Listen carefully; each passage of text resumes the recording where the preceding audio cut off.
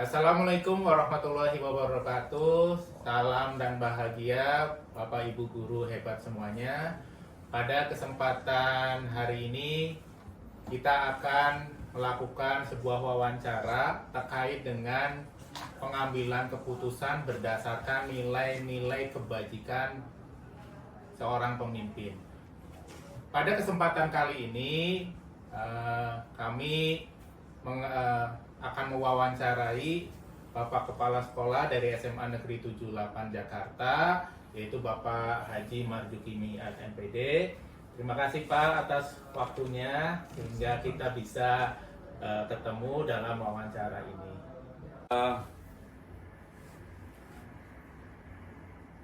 Sebagai seorang pemimpin itu di suatu sekolah siapapun dia ya nanti pasti akan ketemu dengan hal-hal yang seperti ini ya, dilema dan etika yang ini harus bisa diselesaikan dengan baik yang bisa diterima oleh seluruh pemegang kebijakan ya, baik itu dari Bapak Ibu guru maupun daripada orang tua maupun anak-anak ya. Saya yakin kepada teman-teman semuanya ini harus bisa menjelaskan masalah-masalah yang istilahnya dilema seperti ini, karena sebagai seorang pemimpin itu tidak mungkin enak-enak aja memimpin ya, pasti akan ada hal-hal yang seperti ini ya, yang perlu penyelesaian yang bisa diterima oleh seluruh kalangan. Saya pikir itu. Pertanyaan kedua nih Pak, bagaimana Bapak menjalankan pengambilan keputusan di sekolah, terutama untuk kasus-kasus di mana ada dua kepentingan yang sama-sama benar atau sama-sama mengambil nilai kebajikan? Bagaimana pengambilan keputusannya? Ya, pertama kalau pengambilan keputusan yang dianggap semuanya benar ya, ya kita lihat dulu kronologis ya kejadian itu ya. Kita kalau seandainya kronologisnya tidak tahu ya, otomatis ini akan mengambil keputusannya akan nggak maksimal gitu ya. Maka itu kasusnya dalam kasus apa, misalkan kasus anak-anak inilah yang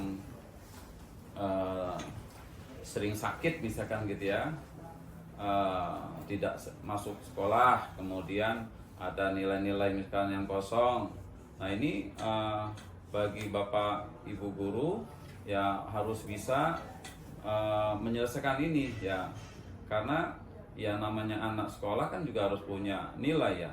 Jadi tidak mungkin anak itu sakit selamanya dan ya tidak punya nilai gitu loh. Kalau seandainya mau sakit selama 1 semester, lebih baik itu ya mungkin tidak dilanjutkan, anak itu ambil cuti lah kira-kira begitu. Tapi kalau seandainya sakit 2-3 hari kemudian masuk lagi, kalau sampai nilainya kosong, berarti itu kesalahan adalah pada Bapak Ibu guru kalau menurut saya seperti itu.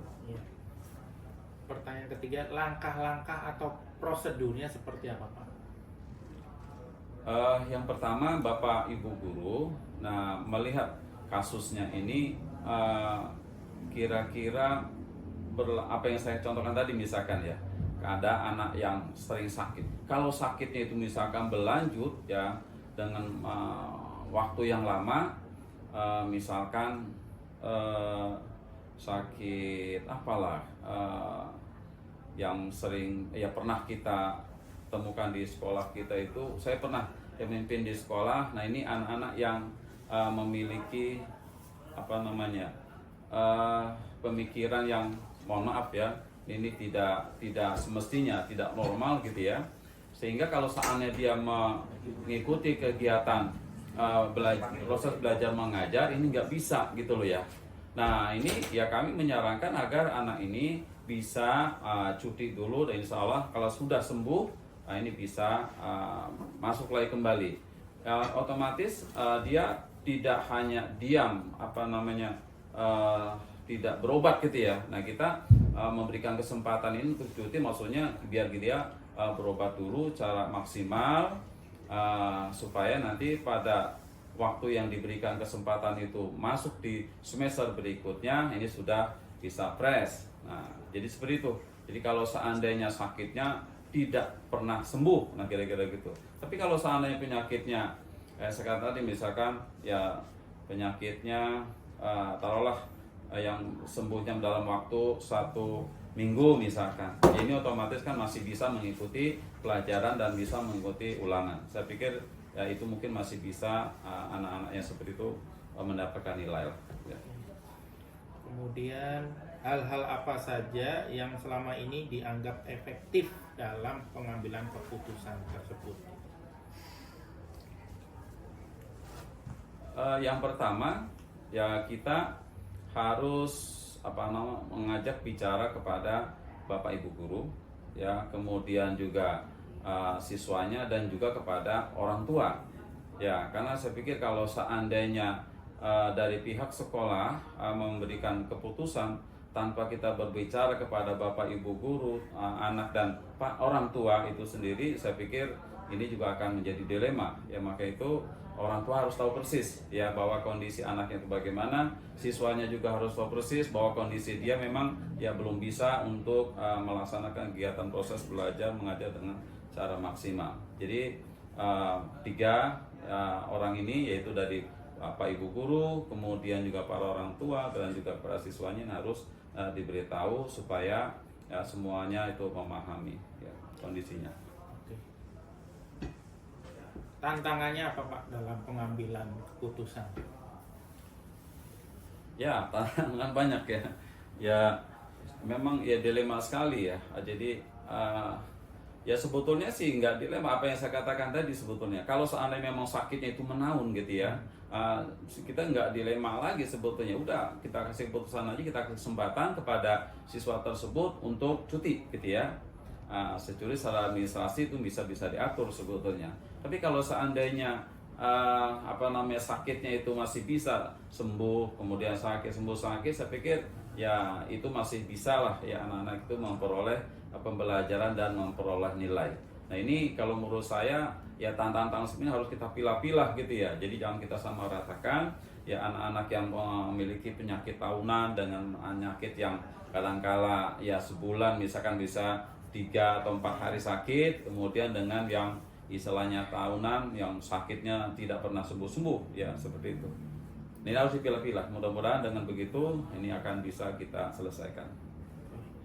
Kemudian dalam penyelesaian ya Pak, penyelesaian kasus dilema etika itu apakah langsung diselesaikan pada saat itu juga, ataukah ada penjadwalan khusus untuk menyelesaikan masalah tersebut? Ya, yang pertama ini harus banyak faktor gitu ya. Jadi kalau seandainya data dan faktanya itu sudah cukup jelas, ya bisa saja gitu. Tapi kalau seandainya kita mengambil keputusan itu seperti apa yang kita sebutkan kasus seperti tadi, anak sakit dan segala macam, ya kita harus juga melibatkan administrasi mungkin dari bidang kesehatan ya, dari dokter. Nah, mudah-mudahan dengan begitu ya kita akan bisa. Dan kalau pada saat itu sudah lengkap semua, ya bisa jadi ya kita ambil keputusan. Ya, misalkan beginilah, ada ya bukan siswa nih, Bapak kepala sekolah misalkan ya, ini tidak bisa masih layak atau tidak menjadi seorang pemimpin, itu biasanya ya dari dinas pendidikan juga mungkin nggak bisa memutuskan seperti itu, tapi dia harus cek ya kesehatannya itu apakah masih layak menjadi seorang pemimpin atau tidak. Begitu juga mungkin untuk para siswa, kalau seandainya misalkan dia tidak atau belum mampu mengikuti kegiatan belajar mengajar menurut keputusan dari dokter atau dari psikolog atau psikiater, ya saya pikir ini harus dijalankan gitu loh. Jadi jangan kita memberikan keputusan tanpa ada dasar dari pihak-pihak yang terkait. Oke. Kemudian dalam pengambilan keputusan ini adakah orang-orang atau faktor-faktor yang mempermudah atau membantu? Ya, seperti yang saya katakan tadi mungkin ya, yang mempermudah atau bisa membantu itu ya tadi, misalkan masalah sakit, nah otomatis kita harus minta rujukan dari dokter yang yang membidangi itu gitu ya. Kalau seandainya itu bisa dokter apa dokter, apa psikolog, apa psikiater, sehingga itu akan lebih mudah kita untuk memberikan keputusan. Ya, seperti itu. Oke, kemudian pembelajaran apa yang dapat dipetik dari pengalaman-pengalaman dalam pengambilan keputusan? Ya, pengalamannya ya, maka itu saya mengatakan kepada teman-teman ya semuanya bahwa tidak selalu mulus menjadi seorang pemimpin itu enak-enak aja gitu. Kadang-kala dihadapkan dengan dilema-dilema yang seperti ini yang tentunya kita harus bisa ya menyelesaikan. Seperti ini. Saya yakin mungkin nanti akan ketemu dengan masalah-masalah mungkin tidak seperti masalah nilai atau hal-hal lain, itu pasti akan ketemu lagi. Maka itu pada teman-teman ada hal-hal seperti ini, teman-teman ini adalah pembelajaran yang cukup baik kalau menurut saya, supaya semuanya nanti apapun itu masalah kita sudah pernah yang mengalami ini dan menjadi pembelajaran tentunya bagi ya kita sebagai seorang pemimpin.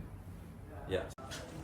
Demikian proses wawancara terkait dengan pengambilan keputusan nilai-nilai kebajikan seorang pemimpin dengan narasumber Bapak Marzuki Miat.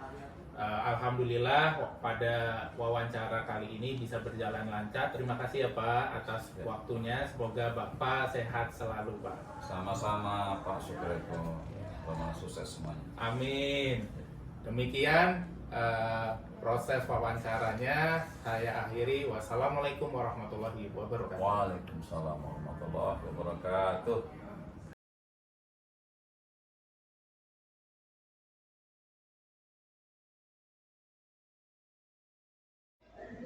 Assalamualaikum warahmatullahi wabarakatuh. Salam dan bahagia Bapak Ibu guru hebat semuanya. Perkenalkan, saya Syukur Eko Raharjo, guru SMA Negeri 78 Jakarta, CGP Angkatan 9 DKI Jakarta. Pada kesempatan kali ini, saya ingin mewawancarai salah satu kepala sekolah terbaik di Jakarta, yaitu Kepala Sekolah Madrasah Aliyah Al-Falah dengan Bapak Haji Ismail Bahrudin MA. Nah, pada kesempatan kali ini saya ingin mewawancarai Bapak terkait dengan pengambilan keputusan berdasarkan nilai-nilai kebajikan sebagai seorang pemimpin. Nanti ada beberapa pertanyaan dari kami yang mohon Bapak bisa menjawab sebagai bagian dari berbagi pengalaman, sehingga kami bisa mengambil nilai-nilai kebajikan apa yang bisa kita manfaatkan, bisa kita belajar, ambil sisi positif.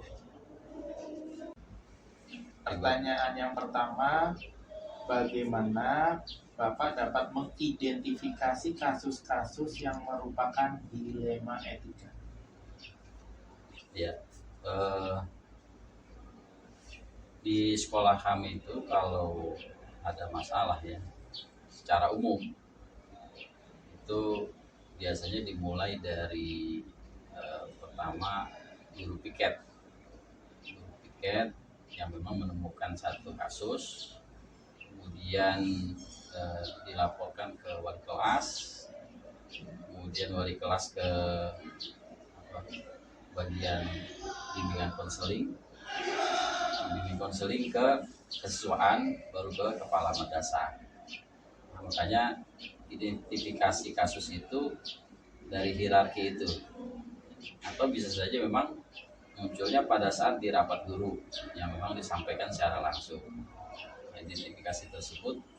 Nah, kemudian kita pilih beberapa kasus yang memang perlu penanganan khusus, ya, apakah langsung ditangani oleh bimbingan konseling ataukah cukup misalnya ditangani oleh wali kelas misalnya. Nah, itu tergantung kualitas dari kasusnya gitu. Hal-hal yang sifatnya dilema etika ini memang pertama bahwa ketika ini sudah merupakan informasi yang sifatnya umum, sudah diketahui terutama di kalangan guru, makanya itu biasanya langsung ditangani oleh BK biar lebih fokus gitu. Beberapa hal yang memang sudah terjadi di sekolah kami ya seperti itu identifikasi. Pertanyaan yang kedua, bagaimana Bapak menjalankan pengambilan keputusan di sekolah, terutama untuk kasus-kasus di mana ada dua kepentingan yang sama-sama benar atau sama-sama mengandung nilai kebajikan? Ya. Pertama bahwa kita perlu menimbang yang mana yang lebih manfaat dari dua hal tersebut dan lebih penting ya. Karena tidak ada yang salah gitu dari dua hal itu karena dua-duanya sama-sama benar. Berarti pertimbangan kita adalah lebih penting dan lebih manfaat yang mana. Otomatis nanti akan ada hal-hal yang sifatnya distorsi ya. Jadi pengurangan di satu sisi yang memang harus dikalahkan. Ya, contoh misalnya pernah terjadi ketika anak misalnya sedang mengikuti pelatihan paskibraka di wali kota untuk menghadapi 17 Agustus kemarin, ada dua anak kami yang memang diikutsertakan lulus tes dan mereka ikut dalam kegiatan tersebut. Dari mulai latihan ya seminggu sekali, kemudian sampai seminggu 2 kali, sampai sudah mendekati hari H mereka harus dikarantina kan. Itu berapa hari, kalau nggak salah mungkin seminggu sebelum hari H itu udah full mereka dikarantina, yang otomatis itu mereka akan meninggalkan pembelajaran di sekolah. Nah, mengingat bahwa memang di satu sisi dia tidak mengikuti pembelajaran seperti biasa, tapi di sisi lain anak ini membawa nama sekolah gitu. Membawa nama sekolah, kemudian mereka juga termasuk punya prestasi dalam kegiatan paskibra tersebut, maka kita berizin, tapi tetap memberikan perhatian kepada dua anak itu agar tidak ketinggalan dalam pembelajaran. Yang bisa mereka lakukan misalnya menanya ke temannya, atau kemudian dari ada komunikasi dengan guru seandainya memang ada hal-hal yang penting yang harus dia lakukan gitu, masalah penilaian dan sebagainya. Oke. Pertanyaan ketiga, langkah-langkah atau prosedur seperti apa yang bisa Bapak lakukan selama ini? Kalau prosedur kita di Alfala ini memang seperti itu dalam penanganan siswa secara umum lah. Mulai dari guru piket, kemudian meningkat ke, artinya gini, ketika guru piket itu sudah bisa menyelesaikan kasusnya, maka cukup sampai di situ gitu. Nah, ketika guru piket ternyata memang belum selesai kasusnya dan perlu ada tindak lanjut, maka diarahkan ke wali kelas. Itu kan lebih fokus lagi tuh. Wali kelas berarti menangani kelasnya masing-masing gitu. Nah, ternyata dari wali kelas juga misalnya masih ada yang belum selesai. Akhirnya ditindaklanjuti di BK, bimbingan konseling ini dia akan lebih fokus lagi tentunya dengan aturan-aturan secara psikolog ya, menanyakan mungkin dari hati ke hati dan sebagainya, konseling pada anak. Kalau ternyata dari BK sendiri tetap belum selesai masalahnya, maka ke bagian kesiswaan. Bagian kesiswaan ini sudah wakil kesiswaan ini itu sudah sifatnya antara reward and punishment kalau seperti itu, karena tingkatan yang sudah dilalui ini udah jenjangnya udah termasuk agak jauh gitu, terjenjang ya. Nah, setelah dari kesiswaan baru kemudian keputusan di kepala madrasah. Nah, itu bisa jadi ketika di kepala madrasah itu sudah warning anak ini bisa dikeluarkan gitu, karena memang jenjangnya sudah sedemikian panjang untuk menyelesaikan ini gitu. Itu ada warning ke situ. Berarti ini udah perlu penanganan yang memang tidak bisa diselesaikan dalam jangka waktu yang singkat. Kemudian beberapa kali diberikan kesempatan, itu udah pasti tuh ada waktu-waktu toleransi dan sebagainya. Berarti kalau sudah meningkat di kesiswaan nggak bisa ditangani, berarti kepala madrasah yang sifatnya sudah berbentuk keputusan. Pertanyaan yang keempat, hal-hal apa saja yang selama ini Bapak anggap efektif dalam pengambilan keputusan pada kasus-kasus dilema etika? Yang paling efektif sebenarnya sih kepada bagian-bagian yang terkait ya, terutama ketika misalnya kita diskusikan, kita punya tim tim manajemen ya. Manajemen itu yang memang terdiri dari TU, kemudian juga wakil kepala madrasah. Nah, memang ada kasus tertentu yang memang kalau seandainya sebelum meningkat kepada floor di tingkat rapat guru, kita diskusikan di situ dulu tuh masalah ini. Kita diskusikan beberapa pandangan pendapat yang ada itu kita satukan. Nah, setelah ada satu kesimpulan yang bisa kita ambil, kita rapatkan lagi di guru, dikeluarkan. Nah, ini yang sifatnya sudah lebih kepada pengambilan langkah secara secara konkret ya. Maka itu akan yang biasa kita laksanakan itu efektif sekali tuh masalah-masalah seperti itu. Sehingga kemudian pengambilan keputusan kita ini sudah digodok di tim manajemen kita dalam lingkupan yang semacam panitia kecil lah ya. Kemudian sudah juga akhirnya sampai kepada tingkat guru. Nah, ini ketika sudah prosedur itu kita jalani, kasus-kasus tersebut ya alhamdulillah bisa berjalan baik, jadi terselesaikan dengan cara seperti. Karena apa? Karena memang pertama bahwa semua unsur itu dilibatkan ya, dari hal yang lingkupan kecil sampai kemudian lingkupan yang besar, sehingga mereka semua merasakan bahwa dia ikut terlibat dalam keputusan ini. Pertanyaan yang kelima, apa tantangannya dalam pengambilan keputusan pada kasus-kasus dilema itu?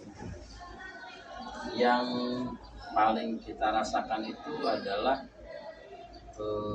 tantangan ketika anak ini misalnya kepada siswa ya tidak sesuai dengan harapan kita. Misalnya gini, kita sudah berikan toleransi, misalnya anak ini tidak masuk sekolah gitu ya, tidak masuk sekolah karena memang di rumahnya juga misalnya ada masalah keluarga ya. Ini masalah keluarga juga bukan hal yang remeh memang sih, karena memang sekarang ini banyak terjadi masalah di sekolah itu karena diawali dari keluarga. Itu banyak sekali ya, anak kemudian tiba-tiba dari anak kelas 10 dia bagus, kemudian kelas 11 ternyata menurun, dan bahkan ada yang sampai tidak mau masuk. Ternyata pas kita teliti itu masalahnya di keluarga ada yang kayak gitu. Ya, ini sulit untuk kita paksakan nih. Ya, yang paling pernah kita alami tantangannya itu adalah ketika pihak keluarganya pun kurang memberikan respon yang baik gitu. Iya, kerjasamanya kurang. Jadi kita bikin seperti ini ternyata memang tidak sesuai dengan apa yang ya, ekspektasi kita itu nggak sesuai gitu. Akhirnya untuk pengambilan keputusan itu ya kita jadi agak bingung untuk menetapkannya yang lebih baik yang mana gitu. Jadi yang paling penting adalah ketika tantangan itu ada ketika anak itu memang tidak didukung oleh pihak keluarga ya, ketika masalahnya ada Semakin kompleks. kompleks. Pertanyaan nomor 6, apakah Bapak memiliki sebuah jadwal tertentu dalam sebuah penyelesaian kasus dilema etika?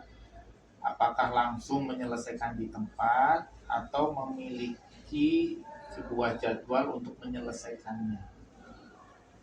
Kita ini di Al-Falah itu ada rapat bulanan, rapat guru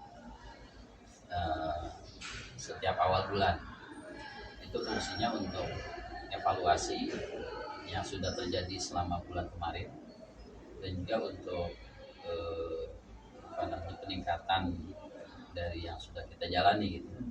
Nah itu salah satunya muncul di situ tuh, hal-hal tertentu yang memang menjadi kasus-kasus tertentu biasanya muncul di rapat guru, itu satu.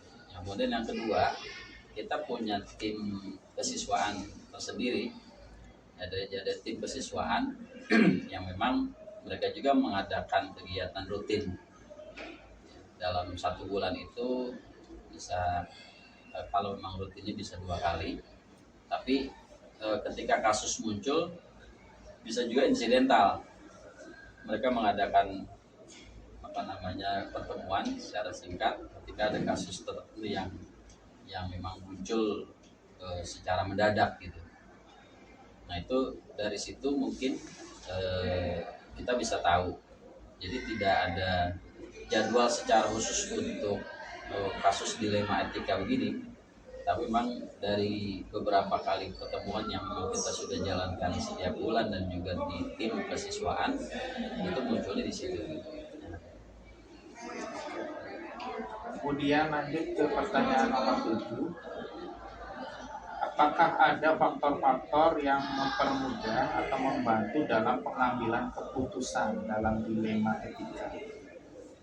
Kalau di saya ini, ya alhamdulillah kita memiliki staf ya, atau wakil-wakil yang memang punya kinerja yang baik.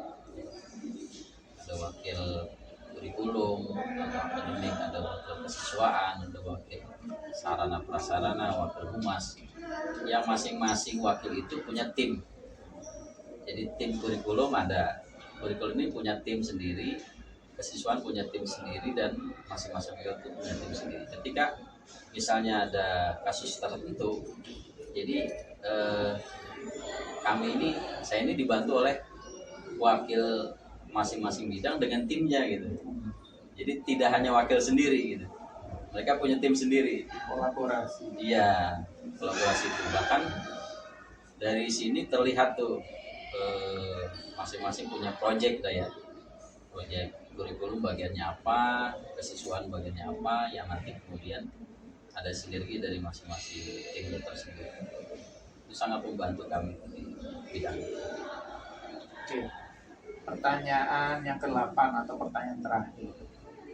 Dari semua hal yang tadi sudah Bapak jelaskan, kira-kira pembelajaran apa yang dapat dipetik dari pengalaman tersebut dalam pengambilan keputusan dilema etika? Ya, yang saya rasakan bahwa untuk memutuskan sesuatu yang sifatnya dilema etika ini memang tidak mudah. Banyak pertimbangan, banyak aspek yang harus kita jadikan sebagai pertimbangan supaya keputusan kita ini tidak salah langkah gitu, atau paling tidak mendekati kebenaran ya. Oleh karena itu perlu sinergi dari berbagai pihak, dan tidak hanya bisa diputuskan oleh 1-2 orang, bahkan apalagi hanya diputuskan oleh kepala madrasah saja, tidak melibatkan yang lain. Nah ini bahaya gitu, karena halnya sifatnya seperti tadi dilema etika itu benar dan benar, ini kan berarti memang udah benar-benar harus penyaringan yang ketat gitu, yang lebih penting yang mana, lebih manfaat yang mana, atau lebih bisa memberikan kemajuan, satu benar tapi lebih maju yang mana gitu.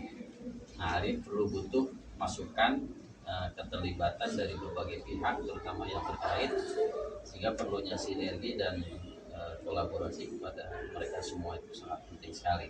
Kerjasama yang baik, networking ya. Bahkan terkadang kami juga bukan hanya dari kalangan guru saja, dari kalangan OSIS juga kita libatkan juga. Karena kan kalau kita di sini OSISnya namanya IPMA, Ikatan Pelajar Madrasah Al-Falah.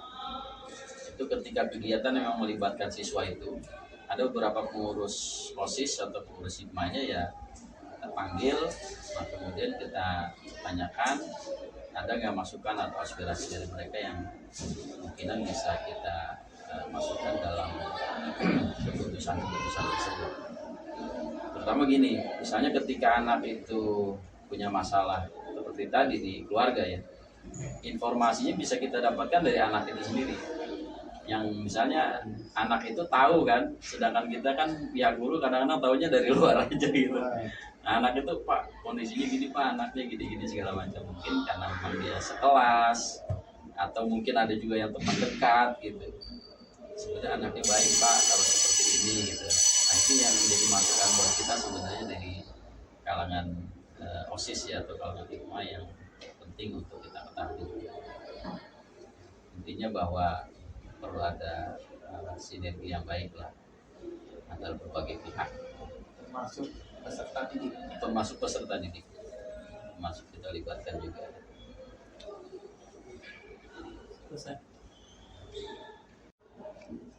Demikian wawancara terkait dengan nilai-nilai kebajikan sebagai seorang pemimpin. Sudah dipaparkan beberapa pertanyaan dan alhamdulillah bisa dijawab oleh Bapak Ismail selaku Kepala Sekolah MA Al-Falah.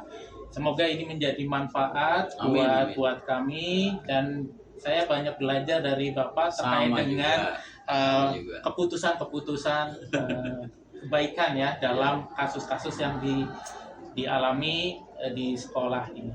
Semoga Bapak selalu sehat. Amin. Sekolah ini menjadi semakin maju dan berkembang. Amin. Terima kasih Pak Ismail. Sama-sama. Sampai jumpa lagi. Wassalamualaikum warahmatullahi wabarakatuh. Waalaikumsalam.